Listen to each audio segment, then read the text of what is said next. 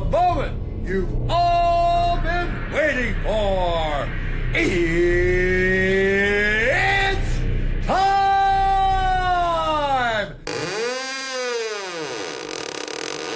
Welcome to the show where the screams collide, where blood runs cold and the shadows hide. Each week a fight, two films will clash. Last week's champ, will it burn to ash? The Roasted Snow Horror Show, where fear and gore will always flow. One film wins, one must go. The Roasted Snow Horror Show. Lights go down, the fight begins. Which nightmare takes the final win? You pick your side, we'll break it down. The Roasted Snow, the goriest showdown.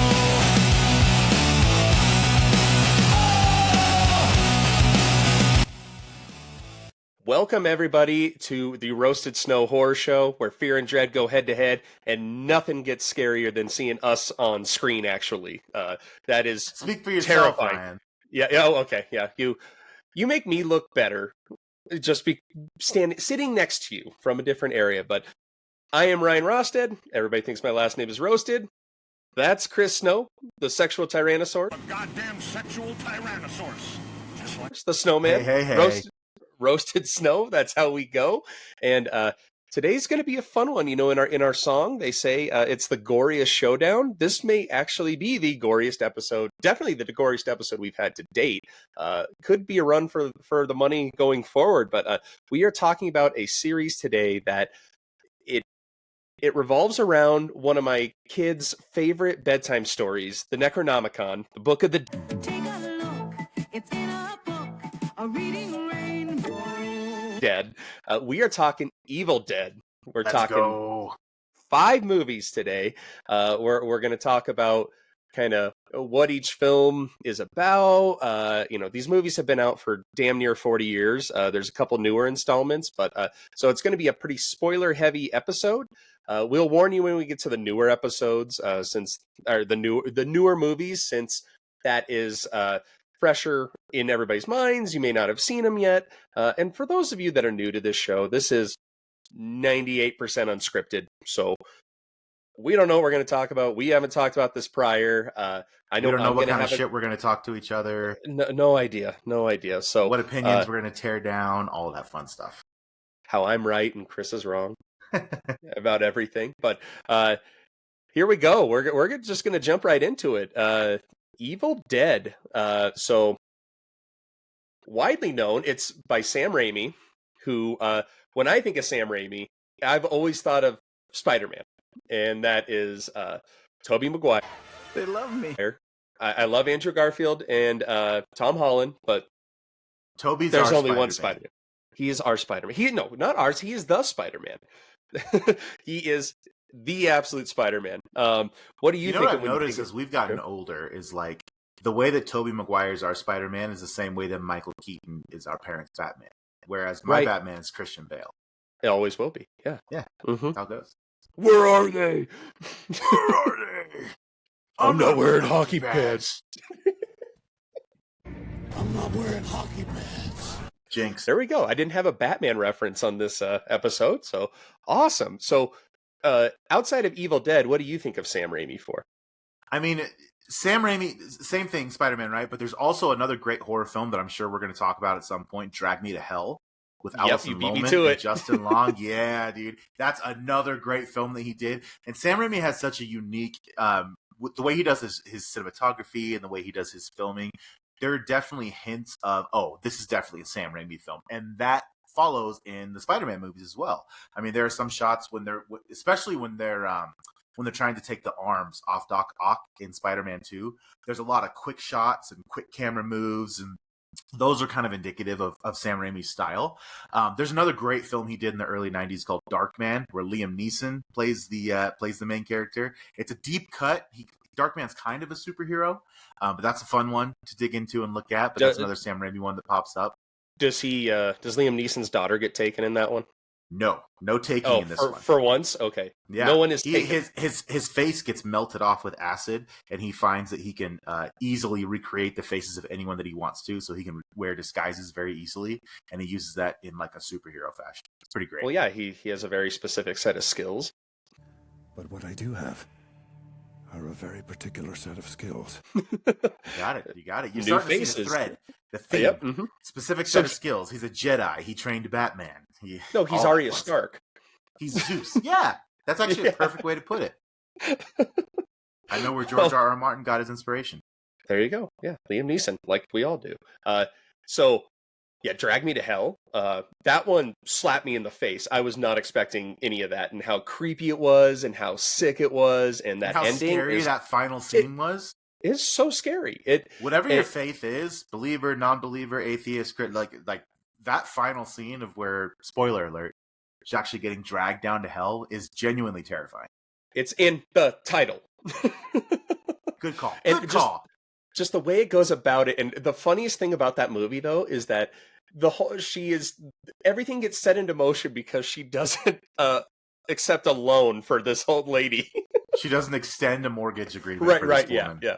It's just because she has internal pressure from her boss because she wants to be promoted, and she fucked with the wrong lady. I guess that sucks. Who curses her to hell? I'm like, I feel like the entrance exam for hell has to be a little more steep than that, don't you think? Right. Like, man, yeah.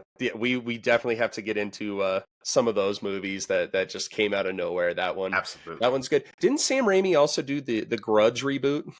Or the Grudge American version? Was that Sam Raimi? It was very much his style. If it wasn't, not to my knowledge, he may have. Okay. Not that I know.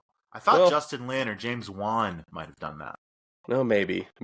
Yeah, but Sam Raimi, he's obviously he's known for Evil Dead. That's the first work that most start. People... Yeah, his first film was Evil Dead, and you can tell with these first few movies, and I will get into it because I have big beefs about, especially the continuity going forward with these movies. We're going to have a lot of good arguments on these ones. Oh, we will.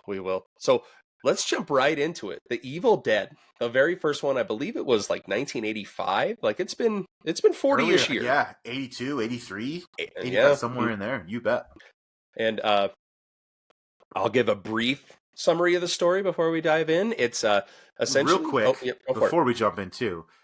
Another fun fact about the Evil Dead films: when you guys, the name Bruce Campbell, I'm sure the memes of Bruce Campbell. If you don't, get off our show. Get it together. Get it together.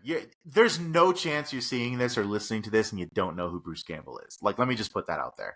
There will be no Bruce Campbell slander on this show. Okay. I will tell you that. No Bruce Campbell slander. Say that 5 times fast. Bruce Campbell slander? But this is where Bruce Campbell got his start as well. And all of the memes, all the fantastic one-liners from that man really got started with the Evil Dead movie series, which I love. Groovy, baby.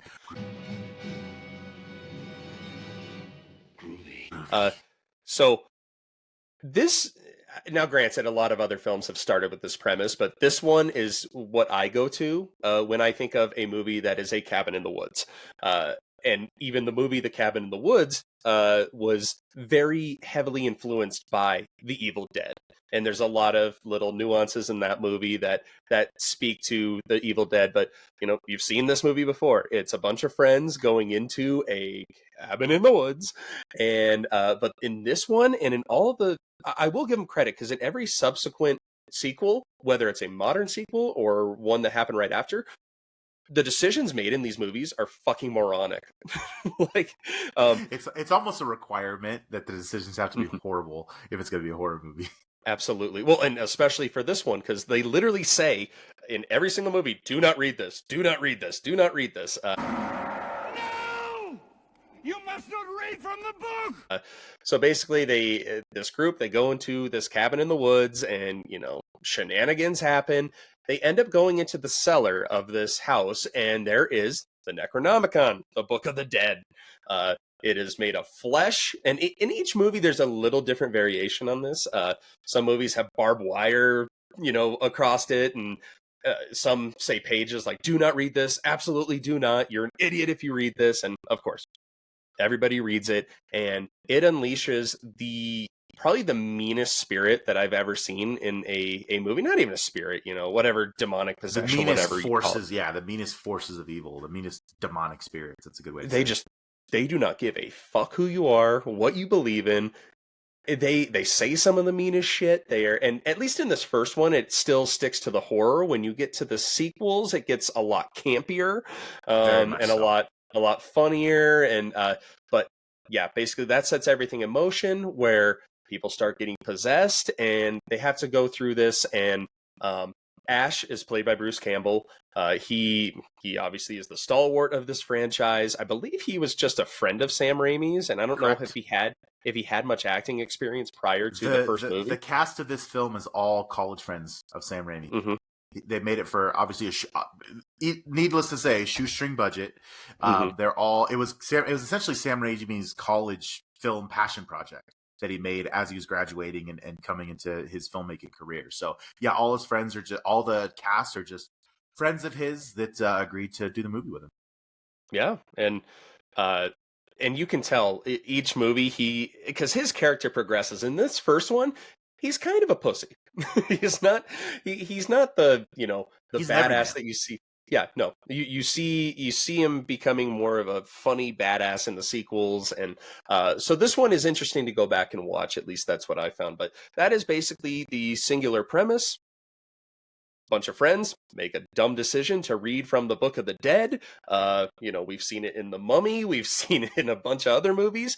If you ever come across, and I believe you talked about it in one of our first episodes, if you're going through something, or if you don't go to a cabin in the woods ever. It never works out. It's horror movie 101. Don't do it. Mm-hmm. Right. And this cabin is like the most secluded cabin you've ever seen. I haven't judged the staircases on it, though. That's my go-to, is judging the staircases. I was going to say, there's nothing to say on the stairs in this one, even though down to the basement there isn't a handrail. There isn't, but you shouldn't be going down there anyway. So that's on them. So I'll let you take it over with more detailed spoiler version here. But oh man, yeah. So yeah, coming into these, this is a fun one for me to talk about because number one, to say I do love this series, and kicking it off with the first Evil Dead. Sam Raimi's really is trying to embrace the horror side. I mean, it's like I said earlier, shoestring budget. It's kind of a B movie, but they are embracing the horror aspect of it. And the five friends, Ash, his girlfriend, and their three friends. Also, one of his friends is his sister. That's not relevant to the plot, but all you need to know is the five of them. They're going up to a cabin in the woods. It's in northern Michigan. It's a nice little. I shouldn't say nice. I should say old cabin. They're all just going up for a weekend getaway. When they get up there, they're getting all set up, they're getting all their things in, and they do go into the cellar of this house. And I should say that when I say cellar, I mean that in every sense of the word. It's not a basement. It's not it's not like a fruit cellar. It's a genuine, just a pit below the house that has a trap door that goes to it. It's a horror cellar in every sense of the word. They go down there. They find, like you said, this book that's down there, the Book of the Dead, Necronomicon Ex Mortis, bound in human flesh, inked in human blood. That's a big piece of it. Bring it back upstairs, and let's read it. Yeah, but why not? Let's crack it open and see what it has to say, despite all the clear and obvious warnings not to do that. Something's coming to me. Something's coming. Kunda, Estrata. Don't do it. Don't do it. Monta. I'm getting off this. Those are the words. Those are the words that you're not supposed to speak. So yep. So Chris is fucked. Yeah. If this episode of Roast of Snow might be my last will and testament as well. Mm-hmm.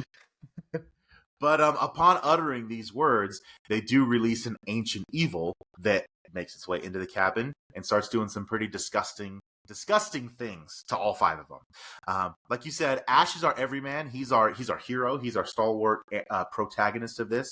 And the evil is slowly making its way into all of his friends, possessing them, killing them, mutilating them, turning them into, I don't say zombies. I would say demon just demon possessed people who are trying to And kill everyone they're else. called the deadites, but yeah, they're not Deadites, exactly. zombies.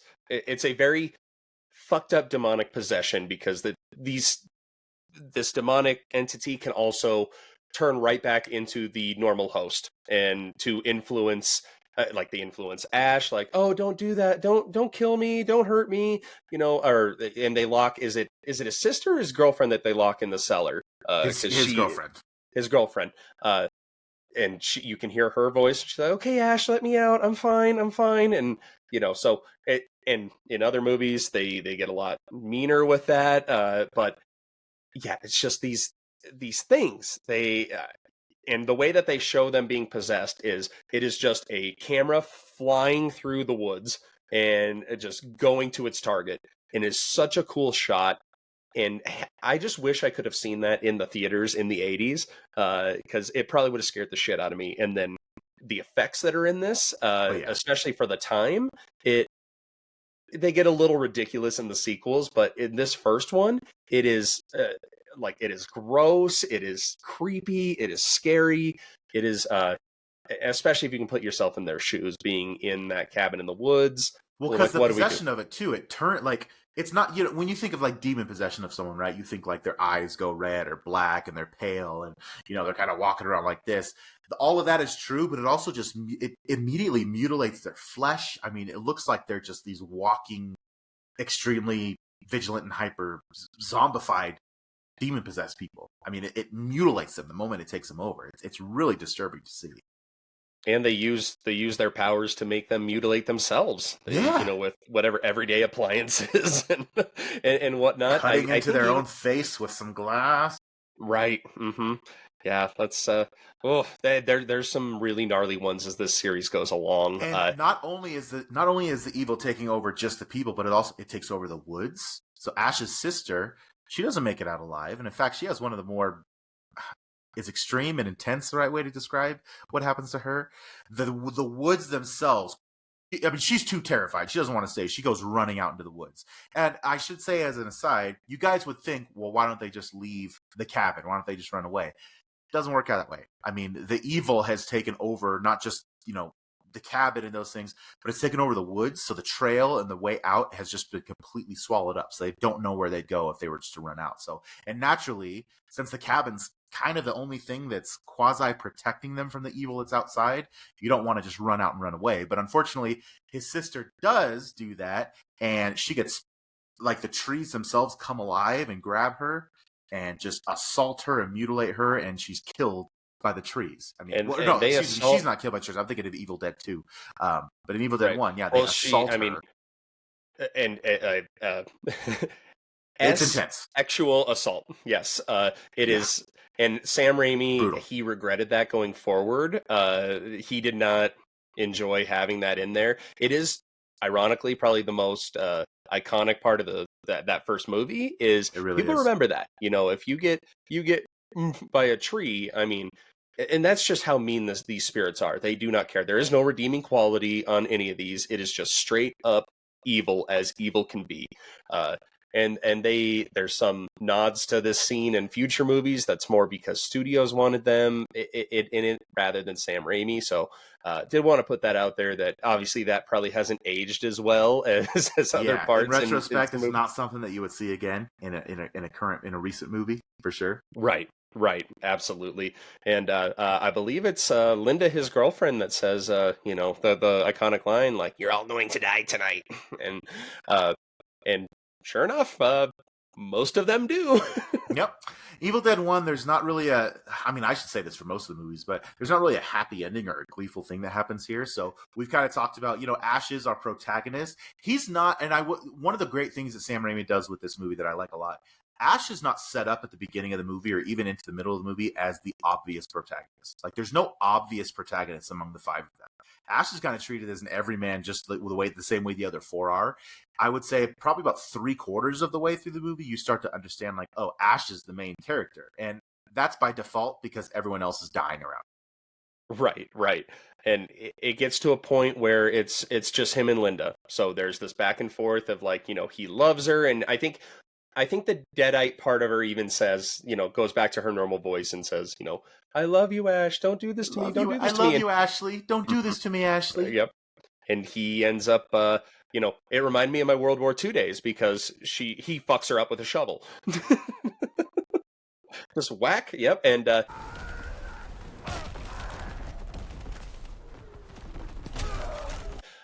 she would have been okay if she didn't lose her head, but, we'll just let that play into it. And pretty important to life. Right. And then, God, the last shot of the movie, I can't picture it right now. Does he go to does he try to escape and then he's stuck there? So one of the most important things is all this is happening at night, and what you come to find out is the daytime does push away the evil. So it's only you're led to believe, I should say, it's only extremely active at night while it's nighttime, and they're just trying to survive until day comes. Now, the last shot of this movie, again, everyone's been killed. Ash has been battling these forces all night. All his friends are dead. Linda's dead. He does take her head off with the shovel because she jumps at him. All of those pieces are important. Ash does survive to the morning time, and as the sun rises, you kind of start to see the evil recede. The path in the woods kind of opens up again. So Ash is like, okay, I made it through the night. Let me get back to the car. Let me get out of here. He just wants to leave. So sure enough, he drives, he goes out to the car, and you think everything is safe. And then the final shot of this film is that camera shot, which you know to be the evil, rushing through the cabin, rushes up behind Ash, who's staring at the path so he can get out of here. And the last scene is him turning around and screaming as the evil just comes up and envelops him. It's a really great final scene.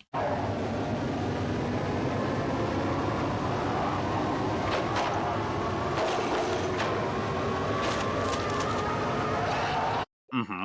And so Evil Dead 1 is always going to be up there. And I actually saw it, it was probably only like 10, 15 years ago. Like, it wasn't like, early horror for me. It was, hey, there's this iconic franchise. I haven't seen it. So this leads me into Evil Dead 2 because I watched these back to back. And this is where my beef is. I think there's a solution to what you're about to say, but I'll let you start. I can't wait to hear your solution because are you going to just tell me to get over it? And that's the solution. No. Okay. No. So, again, I watched these back to back, and Evil Dead 2 starts out with basically a retelling of Evil Dead 1, but they don't tell you that it's it. And basically the reason why this is the way it is because Sam Raimi wanted a recap version, but he didn't get the rights from New Line Cinema for the footage from the first movie. So he went rogue and he did this time it's just Ash and Linda. And Linda is recast. So that already throws me off. Of course, you see the end of this first movie, the evil's going towards him, and then you start Evil Dead 2 and it's Ash with this new girl in a car. You're like, what the hell is going on? Get to the cabin, and it's kind of a speed run through the first movie. But it's only those two. There's some of the same shots in there. He decapitates her with a shovel. In the first and all 10 that. minutes, she's right. They've read the book. She's gone evil. He's decapitated her with a shovel. He's buried her in the front yard. It's just with the new cast, and they cut out half the cast that happened in the first movie. I was just like, what the fuck is going on here? And then, so that already set me aside. So everybody loves Evil Dead 2. I'm in the minority. Classic. But I'm in the minority where I'm like, that set me so far back to where it kind of took me out the rest of the movie. Now, going back and watching it over again to prep for this podcast, I do appreciate it a little more. But just this is where it starts getting really campy, and there are some really cool effects in this one. There's a shot where I believe it's Linda's decapitated body is coming in with the chainsaw. When she brings out Chainsaw. Mm-hmm. Oh yeah. Mm-hmm. Yep. Sorry, I'm being very animated. I love this film. No, yeah, and that scene is probably my favorite in the movie because it's just and like Ash gets fucked up in this movie, and this is where Bruce Campbell's range really starts to take effect because the it classic is Bruce Campbell is coming out in exactly, and he did all of his own stunts. This is all him. and it's just a really fun range. So that part I did enjoy, seeing him start becoming the Ash that we know today. But it's just the continuity issues, and this isn't the first continuity issue that we'll run into with the series.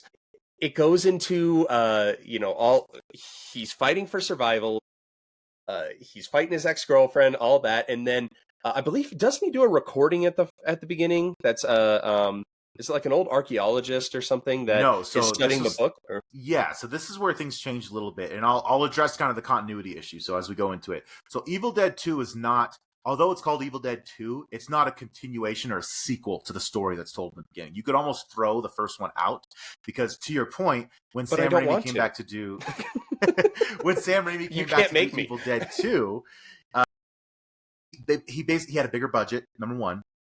And rather than continue the story that he started, he wanted to retell essentially the story that he, with the Necronomicon and Ash, keep those elements, like you said, keep some of the elements from the first one, but basically start the story over with a completely new direction. So we start this film with Ash and Linda heading to the cabin as if the first one never happened. So this is Ash's first experience heading up there, taking Linda up there, and everything that happens is new to him. It's not a continuation of the first. So to your point, rather than the book just being in the basement and like, oh, let me read this, the cabin is owned by an old archaeologist who actually found the Necronomicon in old Babylon in an archaeological dig, brought it back to the cabin to study it and decode it. And you come to find out that as he was studying it, he did translate the words. He spoke them by accident just as he was studying them. He recorded himself, and Ash turns that recording on.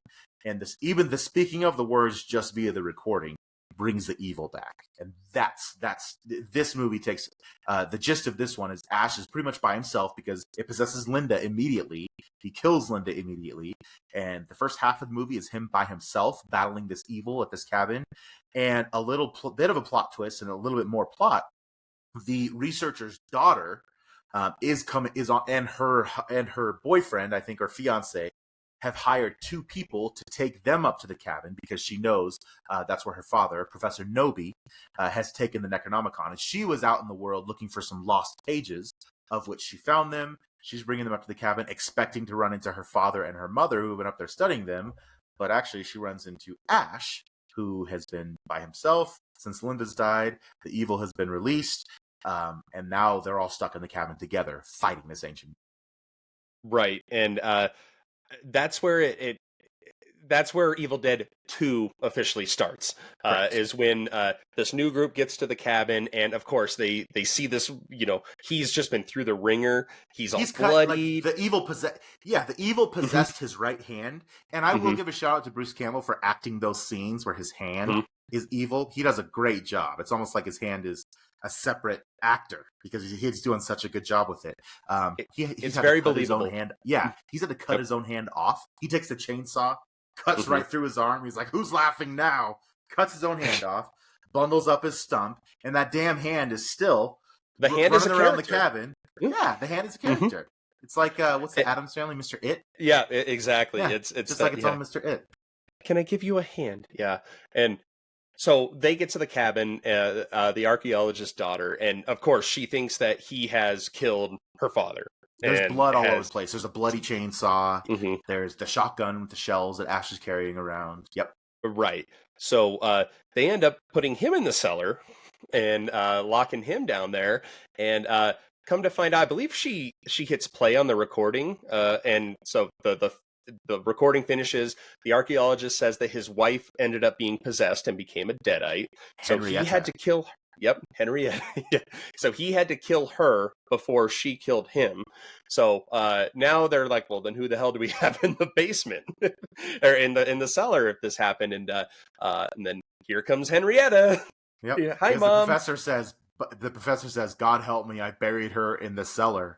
And that's when you see down there, poor Ash is on the stairs just trying to get back up, and you see this deadite just come up out of the ground. It's great, right? And yeah, and Henrietta, she is so demented in this, and it is just. It goes a little more serious than the campiness of like the first half of the movie, because I can't stress this enough. When it's just Ash versus this demonic entity, it is just. It is so funny. It is so slapstick. When It the is house is taking over, all of the everything in the house is just like coming alive. So the chair and the lamp and the deer head, and you can clearly see Ash is just losing his mind. He's like, ah, ha, ha, ha. He's just laughing himself into insanity.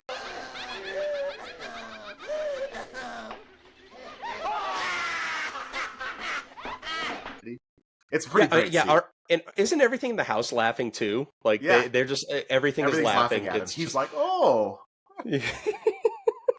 So- it's pretty great. I'm trying my best to act at people, but you just got to watch it. right. And then he ends up, which is one of my favorite parts, at least of this movie, is when he he attaches a chainsaw to his stump, and he groovy, and I don't know how many times I'm putting that sound bite in this episode, but it's gonna be a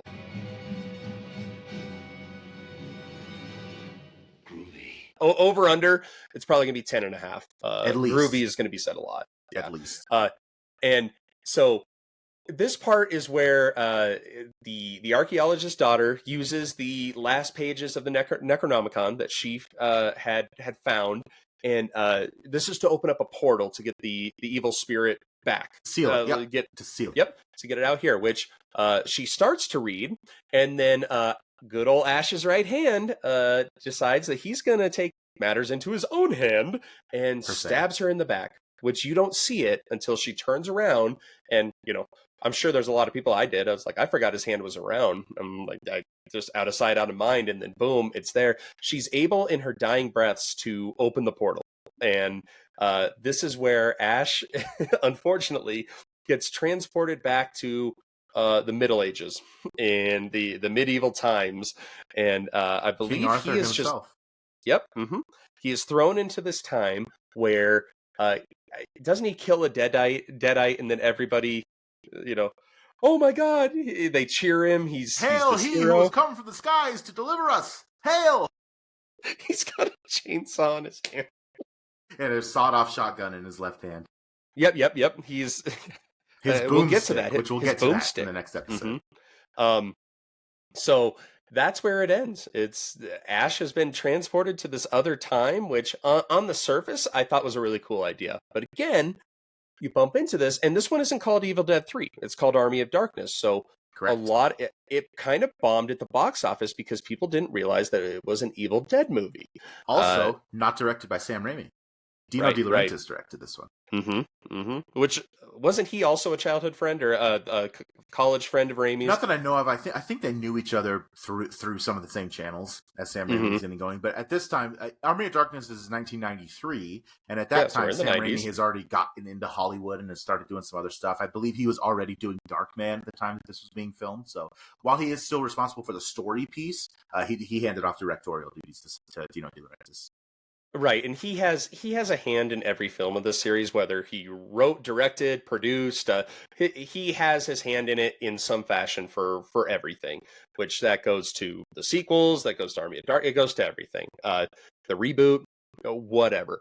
And again, this one also had continuity issues at the start because the end of Evil Dead 2. Ash is hailed as this hero, and he is, he is looked at as like a god. And then the start of Evil Dead, Army of Darkness, he is hated by everybody. My name is Ash, and I am a slave. I believe are the first words of the film. Right, and you're like, well, what the fuck? You weren't 10 minutes ago when I watched Evil Dead 2. But yeah, not as big of a retcon as the first two installments, but this one, yes, he is a slave. He is this random dude, and he's about to be thrown into the pit. After he falls, to your point, after he falls, at the end of Evil Dead 2, a deadite flies over and he shoots it, and everyone's like, "Hail, hail!" But at Evil Dead 3, or I should say, Army of Darkness, though he is transported into the past, the killing of that deadite never really happened. So you have all of these medieval knights who see this strange man who just came out of the sky, along with his car, I should say, because his car was sucked That's back right, the car as well. Who has a chainsaw for an arm and is carrying this strange magic wand, right? So rather than hail him, they're like, "Who is this demon?" So they put him in a stock, and they march him back to the castle where, yes, they're going to punish him by throwing him down into a pit, which is inhabited by one of the deadites, because they believe that him, and along with some of the other people that were captured along with him, King Henry's men, or I should say Duke Henry's men, they believe that they're responsible for the evil that has consumed the land, because the same evil that Ash was fighting in present time is consuming the land during that time that he's been transported back to.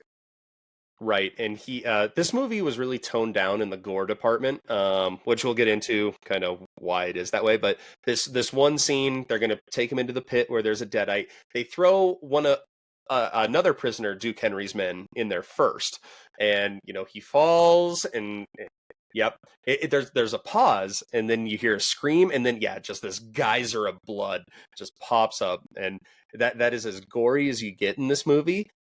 Which, I mean, it's a good way to start off. It's like, oh crap! And of course, they throw our guy Ash in the pit, and has to go head to head with the deadite. Luckily, he has experience in this department, and he's able to defeat this. I believe one of Duke Henry's other men, doesn't he throw the chain?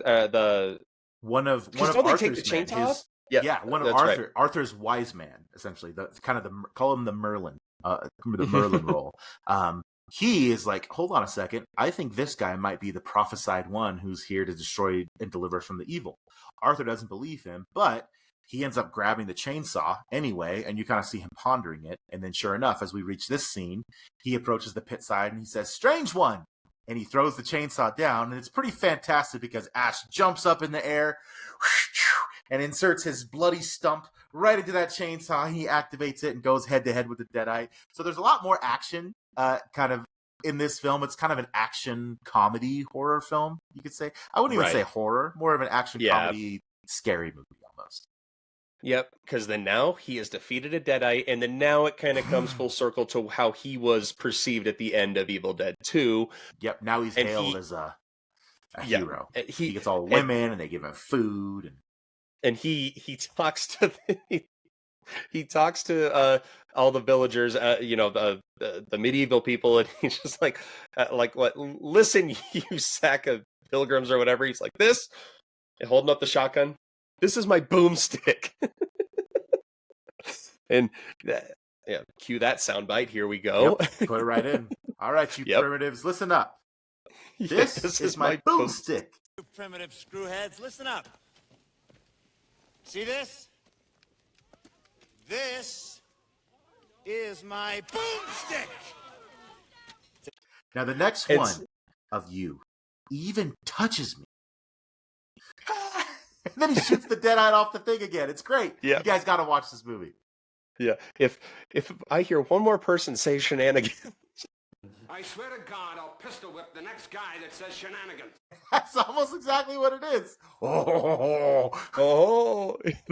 So, then it gets really campy from here on out. It's the way this movie goes. There's a lot of stop motion and whatnot, but essentially, he wants to go back to his time, and he wants to, in order to do that, he needs to recite the correct phrase. Correct. He has to. This version the only way to get him to his time is he has to go seek out the Necronomicon, which is kept in a haunted graveyard, a long way away from the castle. But when he takes the Necronomicon, he has to recite the correct words: Klaatu, Verata, Niktu, or it's not going to seal the evil when he picks the book up. And sure enough, after a comedic level of events, he gets there and he goes.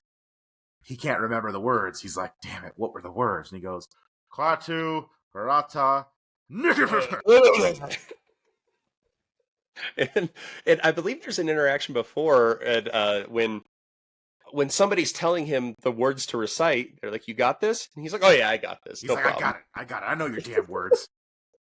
So, and because of this fumble of this, it awakens the army of the dead. The army of darkness. The entire graveyard just Mm-hmm. And it All is the just dead, these all the stop deadites are motion skeletons, and this is where like they have this giant ass battle, and this is where there's no gore because it's all skeletons getting beheaded and chopped in half and this and that. So there's no blood whatsoever in this one. There's a couple soldiers that get stabbed and whatnot, but actually he teaches the people how to fight and what they're going up against because because he has an old textbook in his car, right? Or his chemistry book, his college chemistry textbook. He has that shows him how to make gunpowder. So they make a bunch of gunpowder bombs to attack the army that's going to come. He teaches them all how to fight. They soup up his car with like a fan weapon so he can drive it around the courtyard and hit all the so enemies. Ridiculous. It's so great. Oh man. So yeah, they go through the army of the darkness, and doesn't he say something in there about maybe he's talking about his boomstick, but before this he was a cashier. He worked at some superstore. Shop Smart. S-Smart. S-Smart. You can find this in the sporting goods department. That's right, this sweet baby was made in Grand Rapids, Michigan. Retails for about $109.95. It's got a walnut stock, cobalt blue steel, and a hair trigger. That's right. Shop smart. Shop S-Smart. You got that? Yeah. They're like, the fuck is he talking about? But yeah, so obviously they defeat the army of the dead. He's able to go back to his time. He saves the day, we should say. He saves the castle. And he defeats the evil in the land at that time. He does. And then he goes back to his own time, and he is at his superstore, the Shop Smart, S-Smart. And he's telling the story, by the way. Right, yeah. Mm-hmm. And all the stuff that's happened to him. He's telling it to Ted Raimi, Sam's brother. Right, yeah, exactly. Yeah, which he makes a few, because I think he even played Henrietta in Evil Dead 2 with ridiculous costume and makeup that was just a disaster. But yeah, no, Raimi is a family guy. He brings his brothers in and on all the projects. He's like the Howards, Clint Howard, right? Ron Howard. Hey Sam, I'm Ryan Raimi. That's my real name. But yeah, and this is Chris Raimi. We look. Can you see the relation? Can you see the relation? Right? So, and he's talking there, and a deadite happens to be there because he did not, because he also didn't finish the incantation, I don't think, correctly. Yeah, Ted Raimi's like, did you say the words right this time? And he goes, well, I might not have said every little syllable, but basically I got it. And so this deadite is crawling on the ceiling, I believe, and then pops out, and then he just, in true Bruce Campbell fashion, just fucks it up. Excuse me, sir. I'm gonna have to ask you to leave. And it's so great. He jumps on the cart with the Winchester rifle from Sporting Goods, and he's just like, it's so awesome. Well, and he gets the girl. He gets the girl. He's narrating, and he's like, I could have stayed where I was. I could have been a king, a hero. Yep, a hero. Yeah, but you know what? I'm already a king. And then he takes the girl in. And he goes, "Hail to the king, baby." Sure, I could have stayed in the past. Could have even been king. But in my own way, I am king. Hail to the king, baby. And then lays a kiss on her, and then boom. Yeah, it's just so badass. Awesome. So awesome. It was a great way to end it. And then from there, the movies took a pretty long hiatus. 1993 to 2013. Yep. So a crisp 20 years there. Or wait, 30 years? 20 years? 30 years? 20 years. 20 years. Yeah, 2003, 2013. Sorry, I suck at math. Yeah. It was a long time. Let's put it that way. And they did. It was it was marketed as a reboot, just called The Evil Dead. The director on this one, though, said that it's supposed to take place 30 years after the events of the first film. 20 or 30, maybe it is 20 years. But I went into this looking at it as a reboot, a remake, whatever you want to call it. And I think you are the same. We have very high standards for remakes. There are a lot that just, you wonder, why'd you do this? It makes no sense. It's stupid. I'm one of the few that actually likes the Friday the 13th remake. I like it for just the stupidity of it. There's some really funny dialogue in it, and Jason runs in it for a little bit, but it was pretty dumb. But there are a lot of really bad remakes out there, and I'm just gonna say flat out, this isn't one of them. No, I don't know your opinion on it. This movie is so damn good. Like, Mhm. so to kind of come back to your point, I would consider this remake. I call it a spiritual successor, because again, it has a lot of the elements of why the evil and the Necronomicon. It has a lot of those similar elements, but there's zero campiness. We're actually going to talk about two films. There's zero campiness. This is genuinely approached as a genuine horror film, hard R rating, gore, blood, genuine terror. And I have a cool story about this one. So this is another one that Mikey and I went to see at the theater in Grand Junction. Hi, Mike. Hi, Mikey. This is another one where we tricked some of our friends who absolutely hate horror films. Like, they're scared. You guys are so dicks. easily. You guys are dicks. I don't know how we got. It was two of them. We got Ariel and Ariel, and Jessica to come with us. And I will never forget. There's a scene. Quick spoiler alert right here. There is a scene in this film where one of the possessed characters gets right up to the camera because she's like hunched on the chest of one of our protagonists, and she takes an old rusted safety razor and she just licks it and splits her tongue in two. It's such an intense, horrifying scene. And I'll never forget, me and Mikey turned over to see poor Jessica is in her seat like this with her knees up, just like biting like this. She is so terrified. And that's a good theme for this film because, like I said, there's no campiness in this one. It's a genuine horror remake. Fede Alvarez did this one, and the premise again is extremely similar. We have 5 friends going to the same cabin, but for different reasons. So the main character, which is a great Mia, part of this movie because it actually tells you why they aren't just packing up and leaving and saying fuck this. Yeah, it's fantastic the way it plays into the possession and the evil, because they're going up, and our main character, her name's Mia, she's actually going up there to detox from heroin. She's a drug addict. So she made a commitment to her 4 friends. One of them's her brother. The rest are friends from college. She's going to detox. She dumps the last of her heroin down a well, and she says, I'm done with this. I'm detoxing. This is the end. So that's kind of the premise, that she's going to go cold turkey. And if you guys know anything about drug withdrawal, particularly heroin withdrawal, it's not an easy process. You can't just throw drugs away and just be like, I'm done. It has a genuine psychological and physical effect on your body. So when the evil comes into play, and we'll get to that, I'll kind of tell you how that comes up. When the evil comes into play, when she's trying to tell all her friends and her brother, like, I have to get out of here. There's something out in the woods. There's something here. We have to leave. Her brother and her friends are like, she's in a withdrawal state. So they don't believe anything that she's saying. Hallucinations. It's hallucinations. It's anything and everything.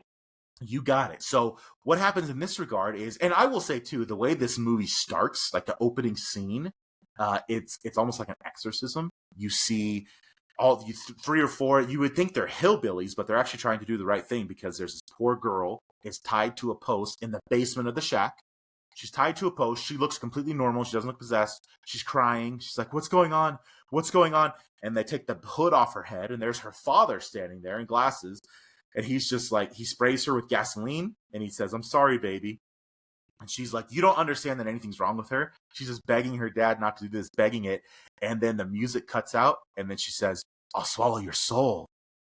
And then she goes, I'll swallow your soul. And then that's when the possession comes in and all the lights kick on. Like, it's really great. And then he lights the match and burns her. And then we go into the film. Essentially, we catch up with the friends at the cabin. They're going to drug detox with Mia. 2 of them end up going in the cellar because they're just checking for supplies. So their matches down here, the things that we need. And they find in the back room, they find a bunch of dead cats, first of all, just hanging from the rafters from the previous possession that I was telling you about.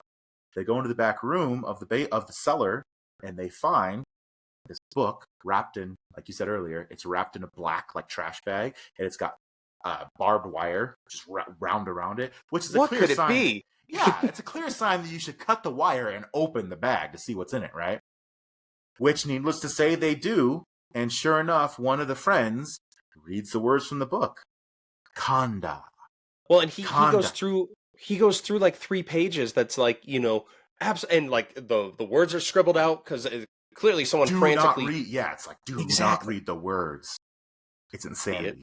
But in Fucking the margins of the book, everything's crossed. A lot of stuff's crossed out. But in the margins of the book, someone wrote the actual words, and he reads them. The evil comes. Now, in this one, the evil for the first 25 or so minutes, the evil hyper focuses on Mia because she's the most vulnerable, right? She's going through drug detox. She's none of her friends believe her when she tells them all these horrible things are happening.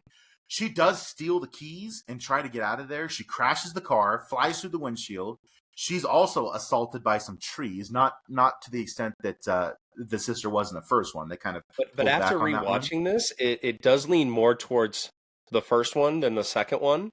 With the trees, horror, because genuine horror. But instead of this one, it's the tree. Just to try and paint you a disturbing picture here, the trees basically hold her in place and spread her, and then there's this weird like grudge-looking character that's staring at her, and yeah, she pukes up like a long slug thing. And then it crawls up into Mia, and so that is where the actual assault happens. So it's a little different, same vein. Which again, it's like Chris said, there's no humor in this at all. This person is going through hell, trying to get right, and nobody that she trusts believes her, and she even tried to escape, and then this happens, and it just leads to worse and worse hijinks that happen. Yeah. Mia so with that situation, that's how the possession of her actually occurs. She finds her way back to the house because obviously she stole the car, the only car they had to get up there. They find her after she crashes, and this is when the things start happening because she basically goes back to the room and she's just hiding in there. And her brother comes in to talk to her, and she's terrified, number one, and she's telling him, she's like, we have to get out of here. There's something here. There was something in the woods. I saw it. We have to leave. But they're like, you're just hallucinating. So the first thing she does is she goes into the shower and she turns the water as hot as it'll go, 120 degrees, 130 degrees, because it ends up shorting out the water heater. And she's just I like hot showers too, okay? I do love a hot shower, but those 130 degree ones will get you. Depends on how cold it is outside. Right. She's locked the door and she's just standing in the shower, like up against the wall, while the scalding water is just coming on her. They finally break in the room to get her out, and it's like it's burned away. It's like burned away the flesh on some of her face. So they pull her out. They give her a sedative because one of her friends is a nurse. They give her a sedative and lay her down. At this point, the nurse is like, hey, I think we do have to take her out of here. We got to get her to a hospital because she's hurt. But then she's like, well, they're going to do the same thing for her at a hospital that I'm doing for her here now. So what do you want? What do you want to do? How's that going to help? Now, the friend who actually spoke the words out of the book, he's starting to think, well, I saw a picture on this. So he's looking through the book, and sure enough, there's a picture in the book of a demon sitting under scalding rain. And another thing is she's like self-mutilating. She's cutting herself, and they're seeing pictures of a demon in the book self-mutilating. And the friend is kind of putting the themes together like, hey, maybe something really is going on here.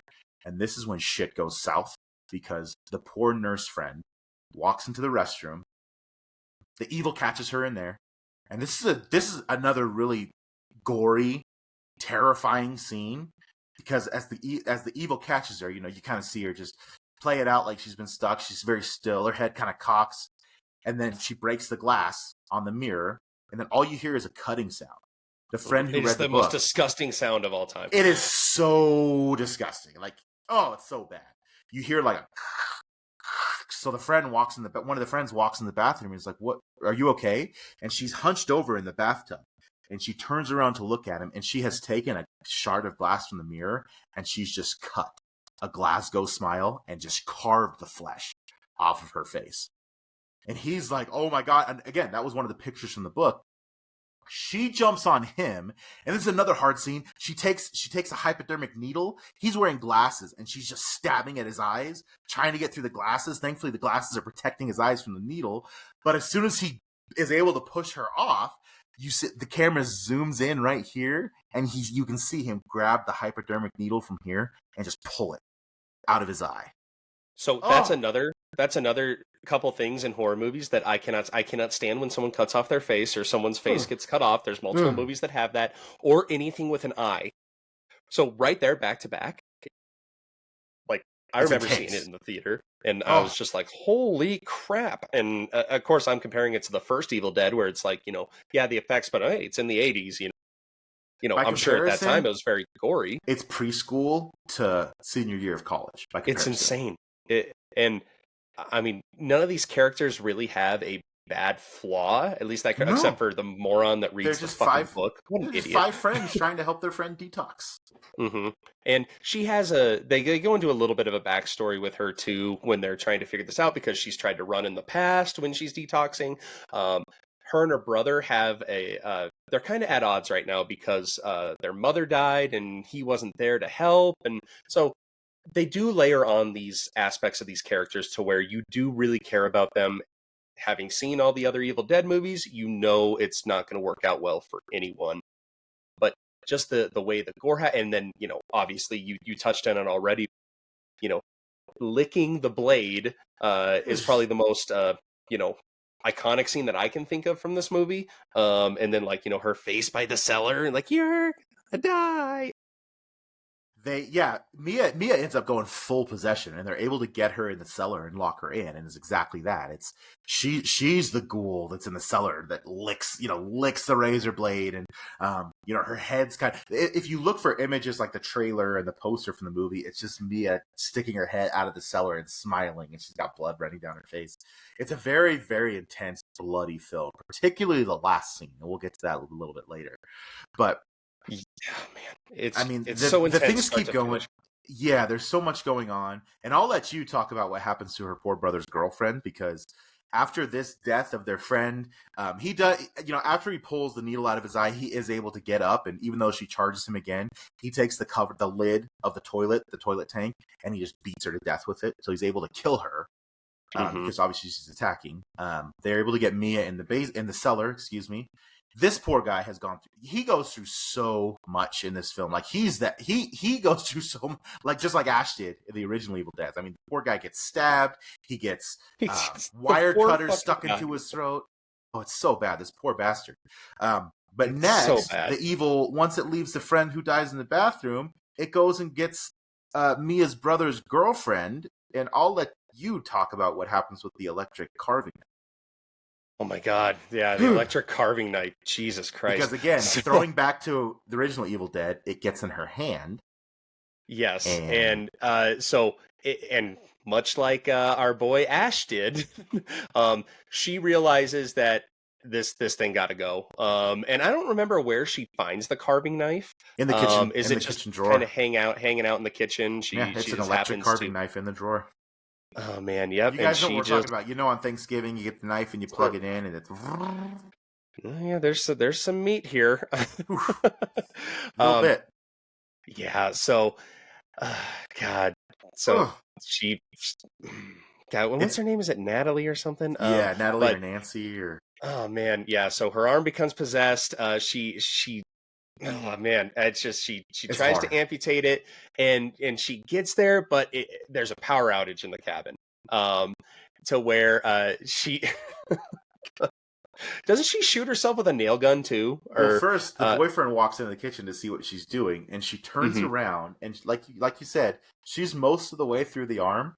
And as soon as she turns around, if you've ever seen 127 Hours, it's like yeah, that's a perfect way to put it. Because she turns around and she says, "I almost got it," and the rest of her arm just disconnects and falls off when she stands up. And it's like you're for about 10 minutes in the middle of this film, your jaw is just like all of that. It's just what can they do next to make me not sleep tonight in a just grossed out way? She walks into the living room, grabs a nail gun. And starts shooting these poor bastards. It's going through arms. It's going everywhere. I should also say, as soon as they get the nail gun away from her, she picks up a crowbar, or not a crowbar, a fire poker, and our poor guy who's already got the needle in his eye and he's been stabbed.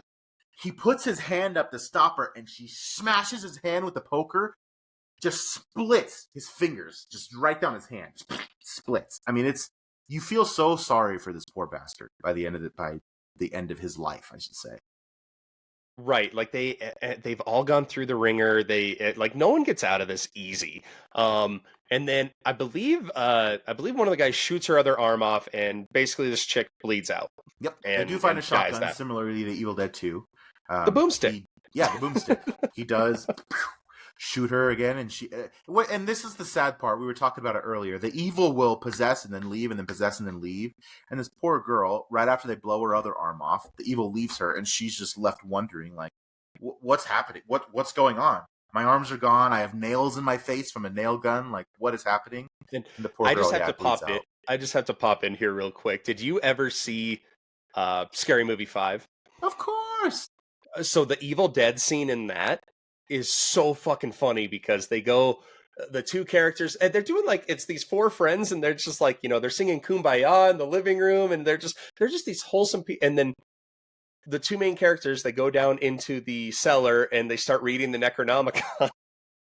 And they don't, nothing happens to them. But then upstairs, they're like, all the things are one happening. is splitting their tongue, one, it's everything from this movie. And then they read something that stops it, and and then everybody's like, I lost my arm. Can you pass me it? What's happening?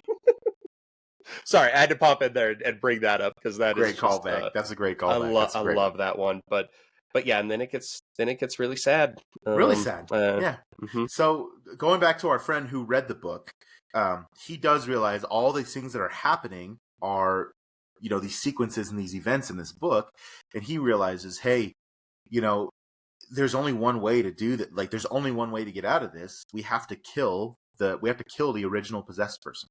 And there's a little bit of a, you said it earlier, there's some backstory and there's a little bit of layers to Mia's drug addiction. Mia did overdose and she died for about 1.5 to 2 minutes. She was dead. They were able to bring her back. And they realized through reading the book, like, the only way to get rid of this evil and seal it is to kill Mia. They have to kill her again. Obviously, her brother is like, I'm not going to kill my sister, but when you're facing evil of this magnitude, the only sometimes solution, dead is better. the only solution is to take care of her. So they go out to the woodshed, the same woodshed that we saw in Evil Dead 2 with the chainsaw and all those pieces. The chainsaw is in there. There's just no gas in it.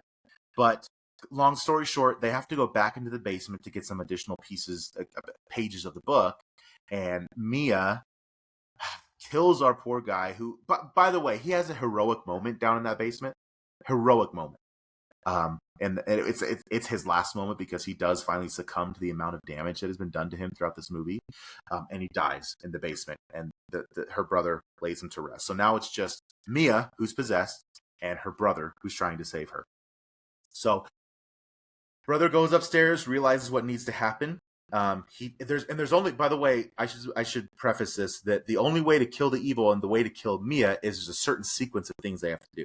They have to bury her alive. They have to kill her, bury her alive, and then if he wants to bring Mia back, his goal is, well, she died before, perhaps there's a way that I can bring her back now, even though I have to de facto kill her to seal the evil.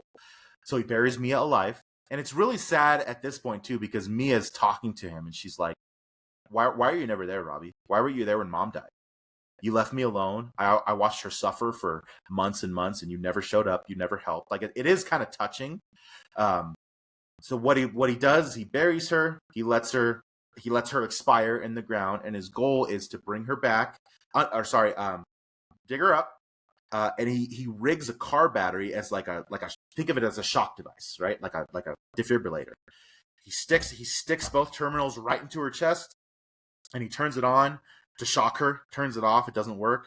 Turns it on to shock her, doesn't work. He does this 3 or 4 times, and then the charge in the battery dies. So he's left thinking, all right, it didn't work. She didn't come back. So he takes her back. He leaves her on the porch, and he goes back in the house because he's like, none of this worked. I'm going to leave. I'm going to bury her again. And I'm going to leave. Unfortunately, and he's going to burn the house down. He soaks the entire house in gasoline. And when he goes back into the living room to leave, our buddy, our heroic friend from the basement who died, is back. And he's not good. He's possessed. He takes some wire cutters and sticks them right in Bobby's neck. And then you're like, it's kind of a shocking scene because you think you're getting to the end, but sure enough, puts them right back in. Right at this point, Mia wakes up. She's like, she comes back. Excuse me, I jumped ahead. I'm sorry, I'm jumping around here. Before Bobby goes back in the house, Mia does come back. And she's free of the evil. The evil's gone. He was able to seal it away from her. He brings her back. He's like, I'm just going to go in and get the keys, and we're going to get out of here. So he goes in, gets the keys, soaks the house in gasoline. Literally, as he's leaving and walking out, our buddy stabs him in the neck with a pair of wire cutters. And he's now standing between him, the doorway, and him, who's back here. The house is soaked in gasoline. He falls against the wall, and he falls on the shotgun. And Mia's trying to get in to get him out. She sees what's happening. She's like, oh, my God. And he tells her to leave. He grabs the shotgun and aims it at the gas can, and pulls the trigger, and the explosion engulfs the entire house. It throws Mia back from the porch and engulfs the entire house. So now Mia's back, but everyone else is dead, similar to Ash. Alive. And there's a blood rain. There's a bloody rainstorm. Because the evil that has possessed her, all the things in sequence that have happened that night are building up to the evil actually returning to the world in the flesh, to where it doesn't need to possess anyone. It's its own flesh. And with all these lives sacrificed, the blood rain happens. I mean, there's the most blood in the film I think I've probably ever seen. Mm-hmm. Blood rain soaks the ground, and sure enough, you get a hand coming up out of the ground. It's the evil has taken flesh, and now it's pursuing poor Mia. So she runs. The abomination. The abomination. Yep. Mm-hmm. So she runs into the woodshed. She locks the door. She doesn't know what to do. She's just running from this thing, right? She sees the chainsaw. She grabs the chainsaw. Like I said earlier, it's out of gas, so she does grab some gas and fill it in. But now the abomination is trying to get in. It gets in. She's trying to get the hell out of the damn woodshed. So she goes around the back. The abomination continues to, and this is tough too because it has the knife. I don't know if you remember this scene, but as she's trying to squeeze her way out of the shed, the abomination stabs through the wall with a knife, and it goes right into her knee meat. Mm-hmm. And the camera zooms in on it and pulls back. You're just like, oh, I'm telling you guys, the cinematography. It's unnecessary. You don't have to do that. Unnecessary, but fantastic. She's able to get out of the shed. She gets the keys to the Jeep. She's trying to get in the Jeep to go back. The abomination chases her down to where the Jeep is parked, and it flips the damn thing up on top of her. She's able to roll out of the way. The chainsaw's over here on her left arm, but the Jeep falls on her right arm, right there, and pins her under. And now the abomination's crawling around the Jeep to get to her as she's pinned under the car. And I'll let you talk about this part because you mentioned 127 hours before. This is one of the most brutal scenes in this film, but I'll let you say it. It's I mean, I'm obviously a Jeep getting overturned onto your arm. That is not great. Hard to get out from under that. It is hard, not impossible, but it is hard. And it just because she is able to free herself, but it's just I don't even know how to describe it. It's just another thing in horror movies that I don't like is degloving, and this isn't like a full degloving, but it's like it just pulls away and just she just pulls herself away. No cutting device. Nope. Just because at least in 127 hours he was able to what was it, butter knife or something he was able to do. Little pocket knife. You ever see 127 hours? Spoiler alert. Oh yeah, little pocket knife. Yeah, nothing. It is just, and it's pretty realistic because if you put yourself in that situation, go, okay, hey, my hand and arm is stuck under a Jeep. Like, how would it feel if I actually pulled myself out from that? And yeah, it's just, luckily for me, arm stuff doesn't really bother me. So I was able to just be like, hey man, this is cool as shit.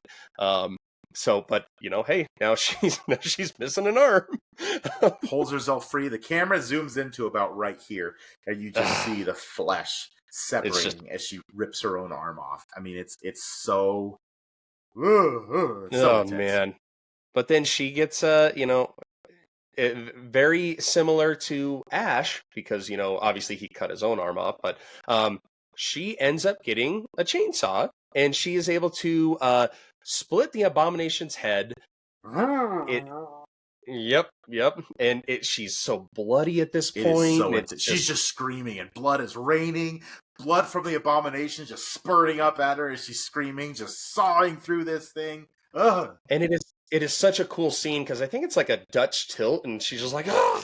And it's just like it's a movie that you don't just watch, you survive, because and there's so many times you have to look away, and especially, because a lot of gory movies, there's a middle ground where you're like, okay, hey, like there's an off-screen kill, or there's something like, oh, somebody just gets shot in the stomach, no big deal. Not the case in this movie. So she's freed, but she doesn't realize that the Necronomicon is still lively and intact. So that's kind of where it leaves, but there is a neat little, which I don't understand where it fits in this, but the post-credit scene in this is just a silhouette of our guy Ash, Bruce around. Campbell is Ash. Yep, and he goes, groovy. Groovy. Yeah! Yeah! It is so badass. It is just, yeah. So you think you just survived this. It happened. Really and do. This is a shock to your system. This movie really is. And it like, I wasn't able to watch it again until probably a few years later. It's an intense, brutal. I mean, we said it earlier. They don't lean into any comedy or any camp in this. I mean, it's a genuine horror film. They don't hold back on the gore, the blood. It's a hard R rating, and I'm really happy about it because they did it justice. I wonder if they had to cut it down from NC-17 because, like, I would how love that to know. actually. And if that cut is out there, I want it. Fed Alvarez, let's go. I want it. I want a director's cut. Right now, I don't want to do that. I'm scared. But and then 10 years after that, in 2023, we got Evil Dead Rise, and this one was very unique in the sense that. And I have to ask you, Ryan, is this the first time you saw this one? It was. Did you go into this fresh? Fantastic. Pretty fresh. See, this is why I love this show, is because we don't talk about if we've seen the movies before. We do it. So the fact that you hadn't seen this before and you're talking about it fresh makes me giddy. Well, I mean, it's somewhat fresh because I watched it a few days ago. Like, I texted you after I watched it, and I was like, "Oh, we're good to do Evil Dead," because I watched this finally, and that's all we talked about it. I mean, that you hadn't seen it before. It was the first watch. Right, yeah. And I'd heard about it, and I'd seen the trailer, and it's one that I wanted to see in theaters, but, you have kids, and, stuff happens, so it just never got around to it. And then it was on streaming and just never got around to it. We decided we were going to do this episode, so it gave me another reason why I love this show. It gives me excuse to go back and watch these and say, oh yeah, I'm working. But yeah, so this one is very unique in the sense that for the majority of the movie, it takes place in a high-rise apartment building instead of a cabin. But the opening scene on this one really drew me in. Because you think you're getting a cabin movie because it starts out, hey, it's at a cabin, it's at a lake house, it's in the woods. The cabin, we should say. What? The cabin, we should say. The cabin, yes, the cabin. And it starts out, and this guy and this girl are on a dock, and there's this shot coming in, and it's the spirit, but nope, it's a drone. But it has the same camera angles and movement and sound effects that you come to expect from the spirit or the demonic entity in this. And there's a fun little comment in there because they're talking about the drone, be like, hey, watch it. And they go, hey, don't worry, it wouldn't be a clean decapitation. And you're like, oh, that's going to come back into play. Foreshadowing. Yep. And then they go into the cabin, and the girl that was on the dock, she checks in on her friend who's not feeling well, Jessica. And Jessica is her back is to the camera, and you're like, okay, are they trying to psych us out here? Is she just sick because of possession? Hasn't happened yet. Has it happened? Turns out it has. Jessica is fully possessed, and she grabs a chunk of this girl's hair and does a clean scalping. Scalps the entire thing. Not just like in what we talked about Thanksgiving in one of our last episodes where it was just like a corner scalp. This one's a full scalp in one fluid motion. And that's another thing that really gets me in horror movies is scalping. So this is like 2 minutes into the movie. Like there's no time to react. Starting hot. Yep. And so then this girl who's scalped and her face is all bloody and her head's all bloody, she is going out to the dock to get help, and she is being chased by Jessica. And luckily, Jessica gets taken out by the drone, but not a clean decapitation. Yep, just right into her head. She falls in the lake. Homeboy doesn't know what's happening, so he jumps into the lake after her, and all of a sudden the water turns red, just turns blood red. What the fuck? His head gets thrown up onto the dock, and there's a shot where he is still like, his mouth is still moving a little bit. He's like, and it's such a good shot, which leads into the next one where Jessica literally rises from the water as the title screen comes on and says Evil Dead Rise. It's so good. It's so good. It's the coolest fucking shot. And then it turns into this whole other story. So you're like, and it says 1 day earlier. So you're like, oh shit, the day before. This all happened and in it's one not day? A day before, not even at the cabin. It takes you in like downtown LA. No. Yeah, they're because she's a guitar tech for this band or a groupie or something, and this movie follows a family, and so that's a different dynamic as well. Whereas all the other ones are friends and this and that. This is a family in a high rise where there is an earthquake, and it. Forgive me if I'm getting this wrong, but it doesn't like. Some crevice of the apartment building like open up and there's the Necronomicon. Correct. So the premise, the family, it's a mother, her 3 children, her oldest daughter, her middle son, and her young daughter, who's maybe 6 or 7, maybe 10. I don't know kids' ages. You do better than I do. Sure, sounds right. And the mother, her sister is the guitar tech, and her sister's in town. And you see that, she has taken a pregnancy test and it's looking positive. And she goes to visit her sister at the high rise to stop in, see how everything is. They haven't talked in a little bit. Come to find out that the family is being evicted from the house. Dad's left. He took off. So it's just mom trying to take care of these kids. They're being evicted because they're going to condemn the building. And sure enough, she sends the kids out to get some pizza. And while they're out, this earthquake happens. And it split in the parking garage of the complex. That's the garage, yeah. Yeah, the parking garage of the complex. It breaks. It literally splits the concrete. And you come to find out, as the kids are in the garage because they went to get pizza. They're going back home. And where it split, the son kind of sticks his head down there and realizes, oh my gosh, there's an old bank down here. The building was built on an old bank. And this is the old bank vault. So he goes down in, and the way the earthquake has happened is that it has split the vault open, and he sticks his head inside, and sure enough, there's a nice big box that has the Necronomicon, as well as some vinyl records that the son decides to take all of them and head upstairs. It is, yep. Hey, Merry Christmas. I got all this cool stuff. Look what I found. I got music and a movie and a book. Great, this is awesome. And of course, dumb shit. Yep, plays the record, opens the book, and the record is really neat. How like the sound design on this part, because it is very creepy. It is much like the Evil Dead remake that we just talked about. Again, leaning completely into horror. There's no camp in this. Right. It's a straight horror film. Right, and so obviously you've heard about these other movies. You've heard us talking about them. You know some shit's about to go down. And the mom is actually, I think she was getting groceries or something, and she's coming up the elevator to the house.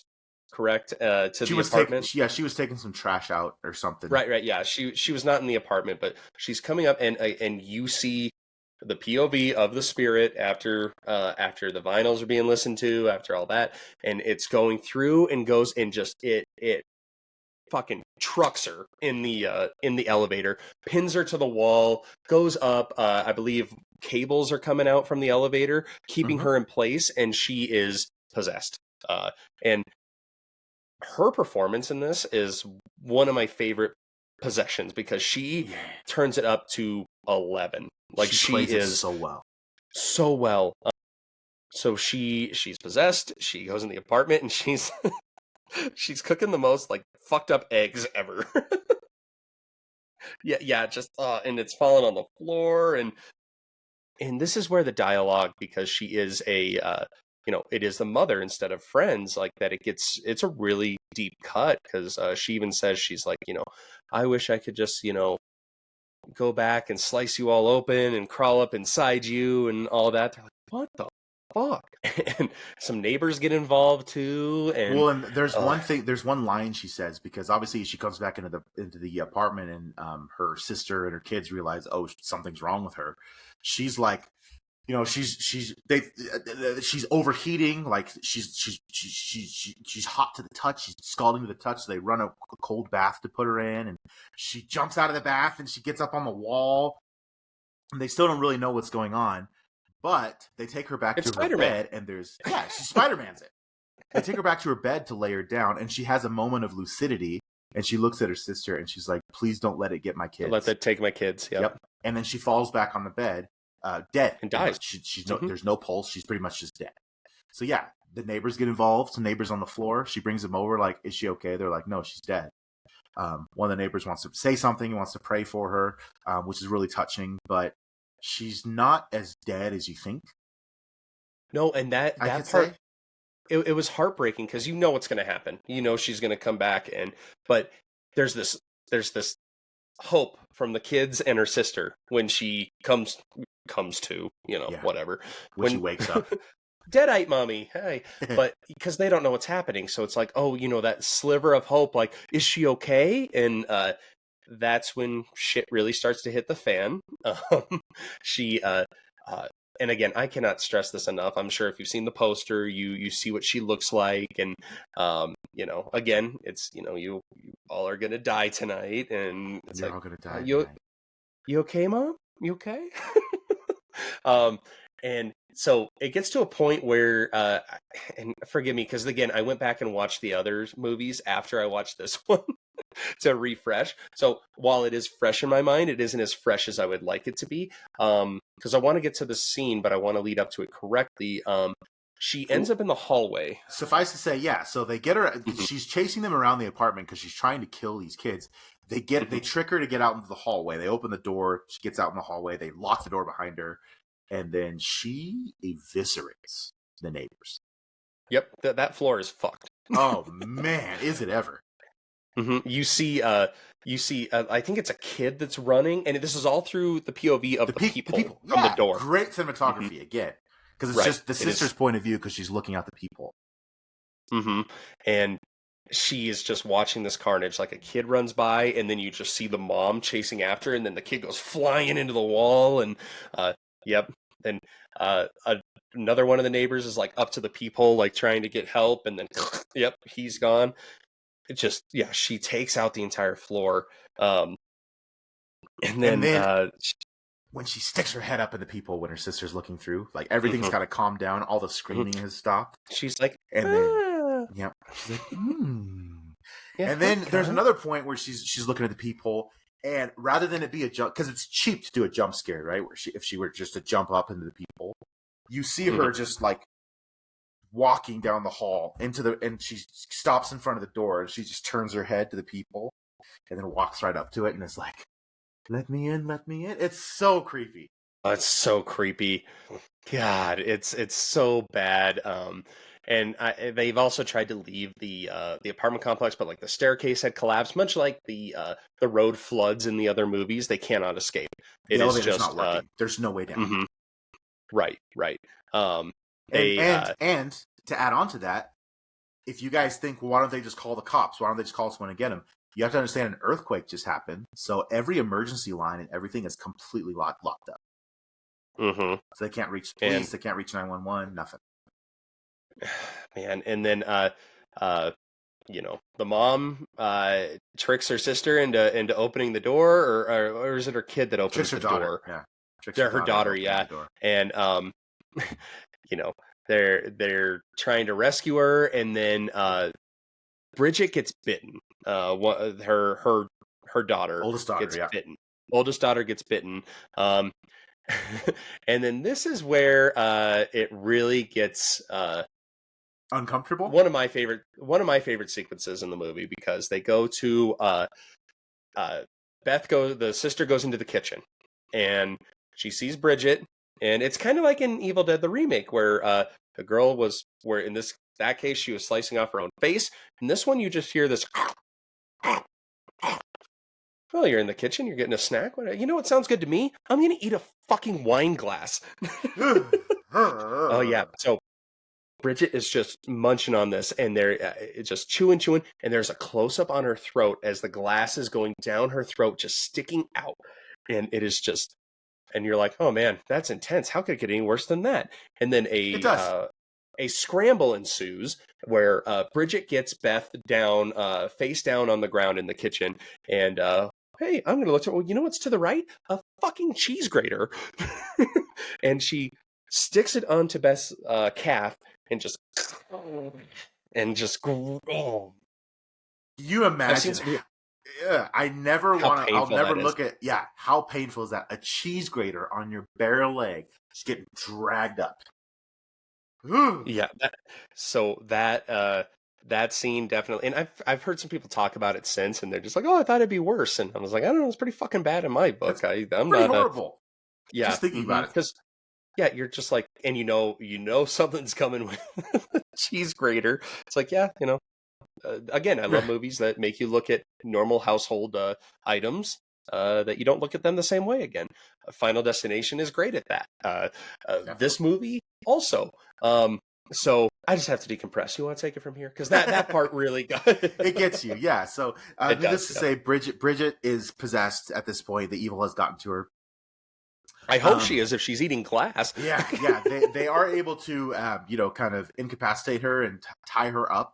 But the brother who started this whole thing, he's telling Beth, like, hey, I think this is happening because I played these records. I found this book. Like, let's listen. If we listen to more, maybe it'll tell us something that, how to get rid of it. Like, that's the only thing I can think of.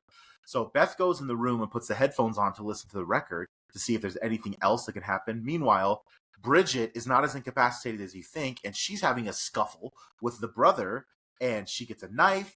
Poor brother stabs him right through the hand as he's trying to stop this knife from happening. Again, Beth can't hear because she's got these headphones on. She's trying to hear these records.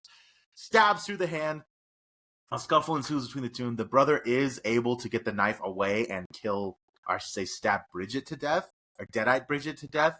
But unfortunately, damage has been done to him, like lethal damage. So he bleeds out as well, and he ends up dying. So now it's just the youngest daughter, who's, again, 7, 8, 9, somewhere in there, and Beth, who's listening to the records, trying to figure out. And all the while this is happening, Mom is still trying to get back in the apartment, and she has found a ventilation shaft to crawl up into to get down. She's going Die Hard on this. She's going John Wayne Wayne McClane. 100%. So Beth does end up hearing on these records that this, not necessarily a solution, but she ends up hearing that nothing can really be done. This evil is going to be, it's going to take over everything. It's going to kill everything in its path. So her only solution at this point is to get the little girl and to somehow get out of this apartment. So she tricks Mom, gets in. Beth grabs the girl. She's like, all right, we have to get out of here. Grabs the girl, runs down the hallway. And I should note at this point, there's all the corpses of the neighbors just laying in the hallway. It's horrifying. She gets the girl, runs to the elevator, because there's no other way down, right? You're not getting down the stairs. She's just praying that the power is going to come back on and the elevator's going to power up, which it does do. There is power to the elevator now. As the emergency crews are restoring power to the building, they get to the elevator.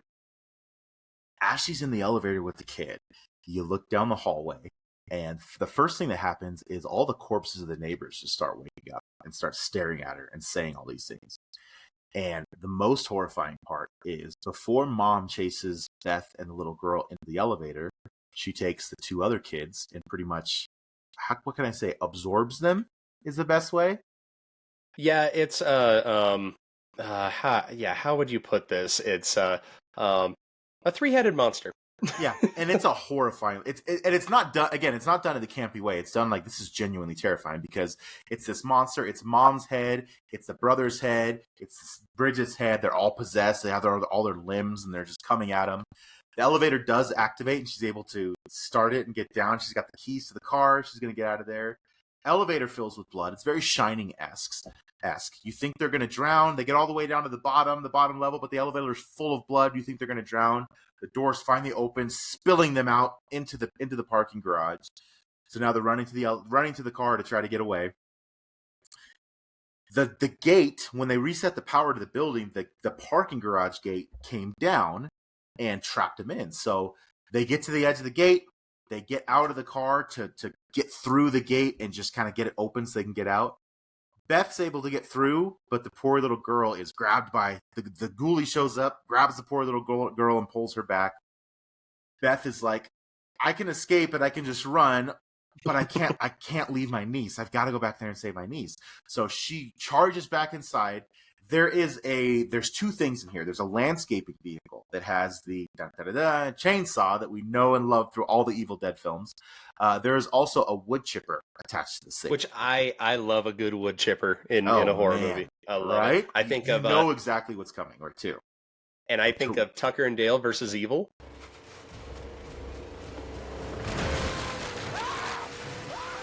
Yeah, Alan Tudyk, baby, let's go. I love it. Wood chipper gets turned on. The evil creature is going to pull this poor little girl into the wood chipper. Beth is able to get back into the main parking garage through the gate. She's got the chainsaw. She confronts the monster.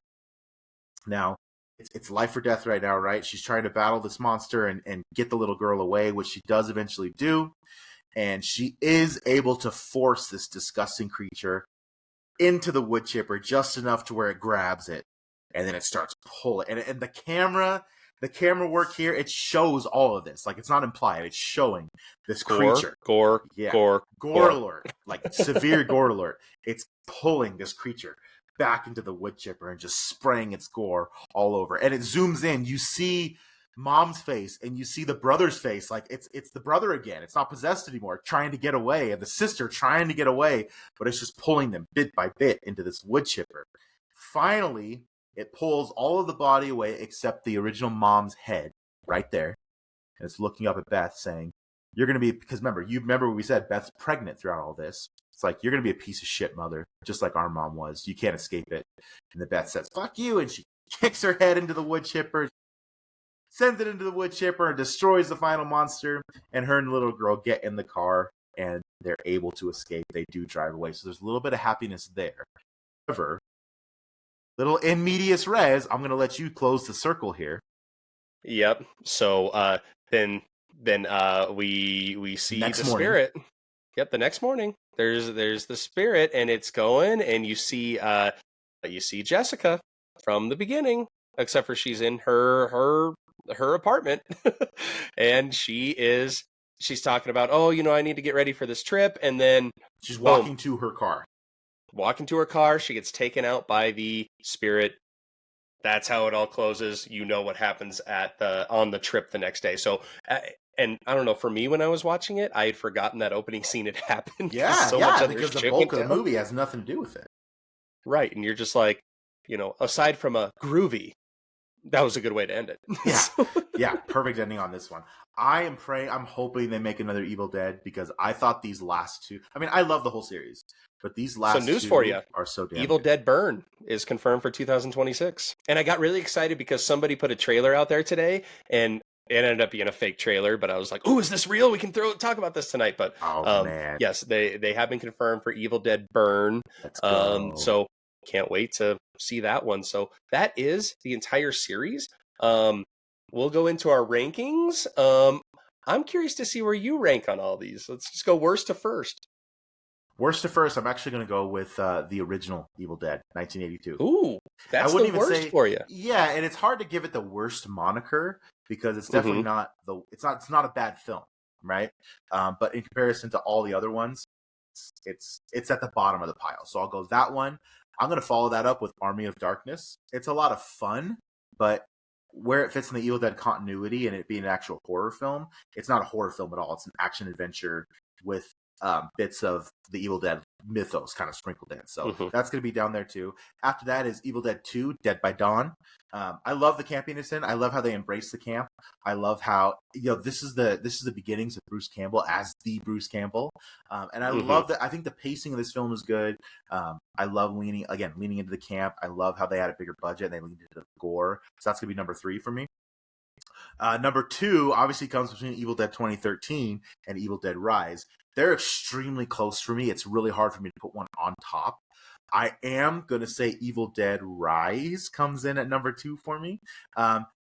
Normally this would be number one because I actually do like this film more than I like Evil Dead, which comes out on top, but I will have Evil Dead on top because the hype for it for me puts it up there, the nostalgia for it, and it's so hard to come back to a series after 20 years and do it justice and do it well. But like you said when we were talking about the film, there's a way to do a remake, and you could fail tremendously. They did not fail tremendously. I think they absolutely looking at you, Nightmare on Elm Street. Looking at you, Nightmare on Elm Street. This movie, Evil Dead 2013, still holds up today. I could put it in right now and be just as creeped out about it as the first time I watched it. So the Evil Dead 2013 is going to come out on top for me. Okay. So this is where you're going to be mad at me. At least for part of the list here. So at number 5, I'm going to put Army of Darkness because, the skeleton battle, and I like the general idea of it. I like going Danny back Elfman into did the theme, Ryan. Can you at least give him credit for that? Well, so I like the general idea of it, but again, you fuck with continuity, you end up at the bottom of the list. That's where Evil Dead 2 comes in at number 4, because you fuck with the continuity, you end up at the bottom of the list. And maybe it's because I watched them back to back and I didn't have that expectation of okay, hey, they are gonna kind of redo this kind of thing. I just thought it was a straight up continuation. So maybe that was just my perception of it. But those two are gone for me. I'm gonna go Evil Dead Rise at 3. Interesting. Not Not because of any faults of its own. I try and look at it. I kind of missed the while I thought the high-rise setting was very unique and very new, and I just love a good cabin. Give me the cabin all day. I'm good with that. But they did do it well, and how they were trapped in the apartment, and how the staircase was collapsed, and this and that. The earthquake was a nice touch. But Evil Dead 1, that's going to come in at number 2. So meaning we agree on our favorite. But how about that? Evil Dead 1 comes in at number 2, just because I had so much fun watching it the first time, and had no expectations. It still leaned into the horror, less camp, and then Evil Dead 2013 is just I don't know if there is a better remake out there. I think Halloween remake with Danny McBride, I think that one as a standalone movie is up there. Not sure if it takes the place of Evil Dead compared to the original, but look at that. Hey, we at least ended on the same top one. That's rare. Ain't that a kick in the head? Yeah. But so Evil Dead. Love these films. That's what if you haven't seen them, check them out. Know what you're getting into when you watch the first 3: Evil Dead, Evil Dead 2, Dead by Dawn, and then Army of Darkness.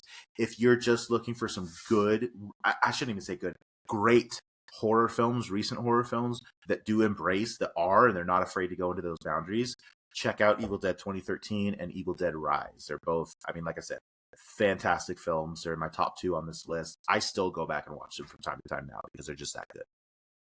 And don't have a weak stomach, especially with the new one. Yeah, it is. Even us, we watch a lot of gory movies, and I had to look away. There's something about someone licking a safety razor right down the middle. Yeah, things with tongues too, and watching their tongue split in half, that just sticks with you. Yeah, and you hit it on the head. Know what you're getting into, but. Yeah, and you don't have to see the first 3 to see Evil Dead 2013 or Evil Dead Rise. You can jump right into them. It does help to have a little backstory on kind of what the rules are and what the possession is. But basically, you read from the book, it's going to fuck you up big time. And everyone you love. So don't do it. Chris has already read an incantation tonight. So we'll see what happens. I don't know if that comes through the screen. Hopefully not. But we also like to end every show with some suggestions for you to watch outside of the Evil Dead movies, which we will say there is a show as well, Ash versus Evil Dead, which I'll tell you, Chris, I have not gotten into that at all.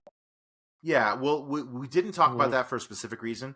Ash vs. Evil Dead is a continuation of Army of Darkness, so it kind of falls into that continuity. Obviously, Evil Dead 2013 and Evil Dead Rise sort of you can't look at these films as all taking place in one universe with continuity. Mm-hmm. Like that's not how it works. That said, Ash vs. Evil Dead is continuing the Army of Darkness story, but it's 3 seasons of a great show. We'll say it's a great show, but trying to talk about it in one episode would just take such a significant amount of time. So we're just going to stick with the movies.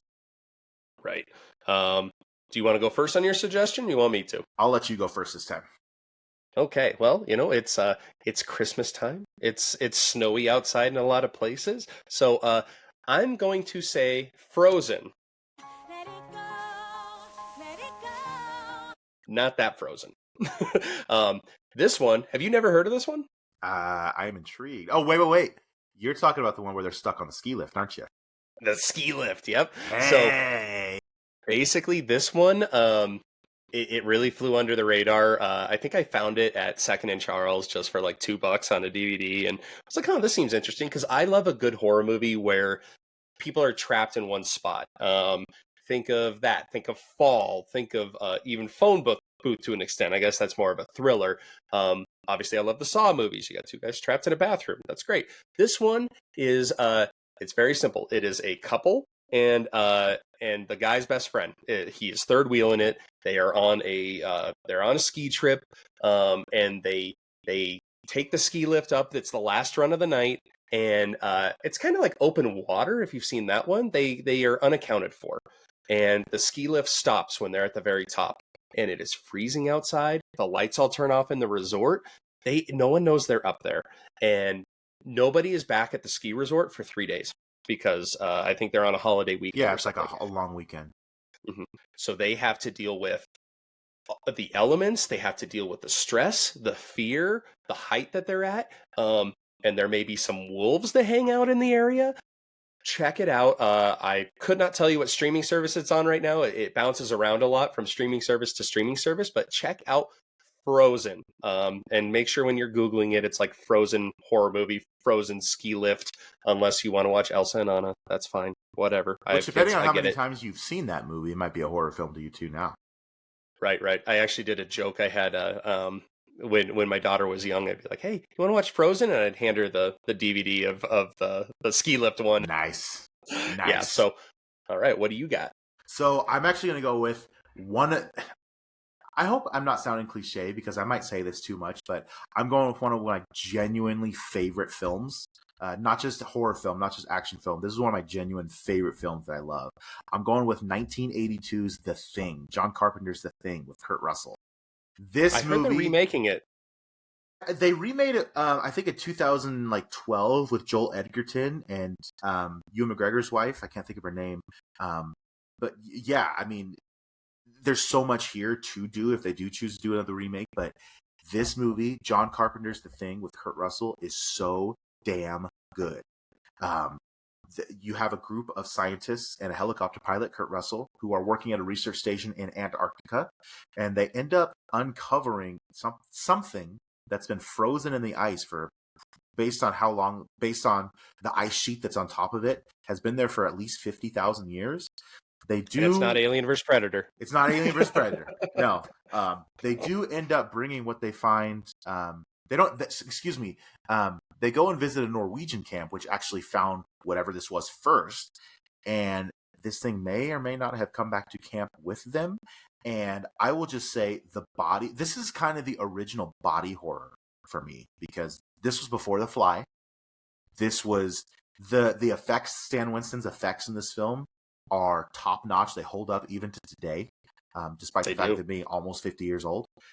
This is such a good, every part of this movie works. The horror, the tension, because it's not just this thing that's attacking them. It's the fact that this thing could be any one of them. It can disguise itself and look exactly like you or me. You wouldn't know the difference. So they're fighting this thing. They're coming to terms with what's happening.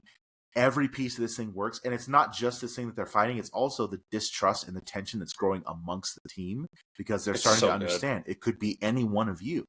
So no one trusts each other. They're isolated at a base in Antarctica during a blizzard. I mean, it is so damn good. I mean, we're really hitting hard with our recommendations, but check out the Evil Dead series. Check out The Thing. One of my favorite films, hands down. Well, and the thing, it depends on who you ask because, with horror, there are so many different opinions, but it is one of those that ends up on a Mount Rushmore Definitely. of horror movies. Depending on who you talk to, it is always up there. It is, we've been lucky to have seen a lot of these, like Halloween's up there, The Thing, Nightmare on Elm Psycho, Street. obviously. Yeah. Nightmare on Elm Street. Yeah, there's these iconic, and maybe this one I think maybe gets lost in the shuffle a little bit just because it wasn't beaten to death with the franchise. It was just its own thing. Yeah, one movie. Literally its own thing. The Thing. I see what you did there. Yeah, I did hear they're talking about remaking it. So obviously we will cover that if and when it happens, and hopefully it goes the way of Evil Dead and it lives up to it. But great suggestions. You guys have a lot of work to do, a lot of movies to catch up on, and I haven't even told you about this, Chris, yet. But I was thinking about next week for our Wednesday episode and what we were going to do, and I think it's time because sometimes during the holiday season you feel trapped, you feel kind of doing stuff against your will. So I think we need to do a spinning random wheel of saw traps. Most people are so ungrateful to be alive. But not you. Not anymore. Game over. And which ones we think we could survive and which ones are the hardest ones. So I cannot wait for that. It'll be the Sawmas, Merry Sawmas. I expect some spirited conversation. Oh, dude, it'll be great. And then tune in on Friday. We're going to have our review of Sisu 2. It is going up against Shelby Oaks and Bugonia. So check that out, and we will see you guys around. Don't read from the Necronomicon. No reading from the Book of the Dead. It's pretty fucking simple. Bye, guys.